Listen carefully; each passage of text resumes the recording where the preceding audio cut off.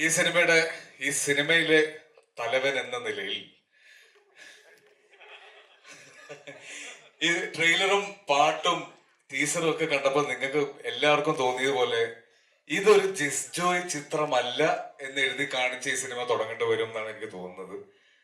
മഴപ്പാടും എന്ന് എഴുതി തുടങ്ങിയ ആളാണ് തീ തലവന എന്നിപ്പോ പാടിക്കൊണ്ടിരിക്കുന്നത്. ഇത് ജിസന്റെ ഒരുപാട് അത്ഭുതപ്പെടുത്തിയ ഒരു ചോയ്സ് ആണ്. ഞാൻ ജസിന്റെ കൂടെ ചെയ്ത് ഏറ്റവും കൂടുതൽ ആസ്വദിച്ച് ചെയ്ത 2 സിനിമകളായിരുന്നു. 3 സിനിമകളുണ്ട്. അതിലേറ്റവും സ്വീകാര്യത കിട്ടിയത് 2 സിനിമകളാണ്. തീർച്ചയായിട്ടും സൺഡേ ഹോളിഡേയും വിജയ് സൂപ്പറും. അപ്പൊ ആ 2 സിനിമ കഴിഞ്ഞപ്പോൾ മലയാള സിനിമയിലെ ഫീൽ ഗുഡ് സിനിമയുടെ ബ്രാൻഡ് അംബാസിഡർ എന്നുള്ള ഒരു പദവി ജിസ്ജോയ്ക്ക് കിട്ടുകയും അത് കഴിഞ്ഞ സിനിമ ഞങ്ങളുടെ ഇന്നലെ വരെ എന്ന സിനിമയിലൂടെ അത് ബ്രേക്ക് ചെയ്യാൻ അദ്ദേഹം ട്രൈ ചെയ്തു. ഈ സിനിമയിൽ അത് കംപ്ലീറ്റ് ആയിട്ട് ബ്രേക്ക് ചെയ്തു എന്ന് ഞാൻ മനസ്സിലാക്കുന്നു.